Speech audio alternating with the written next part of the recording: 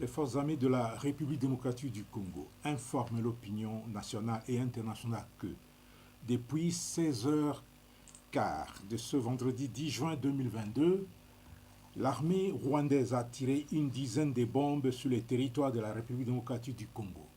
Ces bombes, tirées par un canon à longue portée à plus de 22 km à partir du territoire rwandais, ont explosé à Biruma et à Kabaya, localités situées dans le groupement de Kisigari, chefferie de Boucha en territoire de Rutshuru, respectivement à 5 km et demi et à 1 km et demi à l'est de Rumangabo.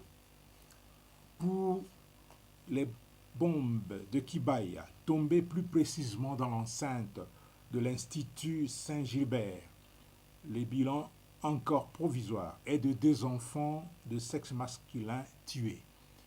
Il s'agit de Ishaka Mapenzi, âgé de 7 ans, et de Jérémy Nziuvira, âgé de 6 ans.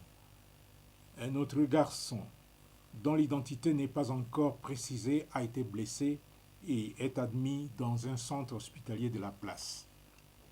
En plus du bilan humain, l'armée rwandaise a bombardé toute une école, ce qui constitue à la fois un crime de guerre et un crime contre l'humanité.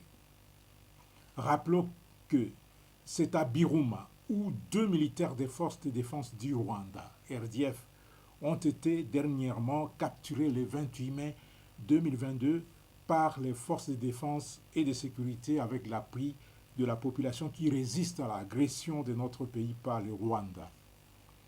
Pour non seulement justifier ces bombardements destinés à punir la population qui avait aidé à capturer les militaires des forces spéciales rwandaises, mais aussi flouer et tromper la communauté internationale sur ses intentions belliqueuses, le Rwanda a publié le communiqué selon lequel les FARDC auraient tiré des bombes sur le territoire rwandais.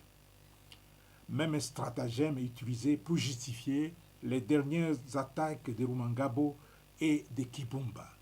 Habitué à sacrifier ses propres populations, le Rwanda, pour se victimiser et trouver les mobiles pour agresser la RDC, n'a jamais hésité de bombarder son propre territoire pour ensuite tirer des bombes sur le sol congolais. En plus, pour confirmer le soutien de l'armée rwandaise au M23, nous sommes en possession des images de drones attestant l'occupation de Tchanzu et de Runyonyi par les forces de défense du Rwanda RDF.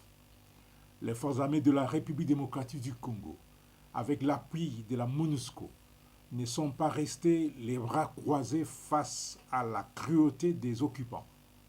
Elles continuent à riposter et à se défendre pour sauvegarder l'intégrité du territoire national et protéger les populations congolaises jusqu'au sacrifice suprême. Les forces armées de la République démocratique du Congo exhortent la population de maintenir la vigilance totale et de dénoncer toute présence suspecte.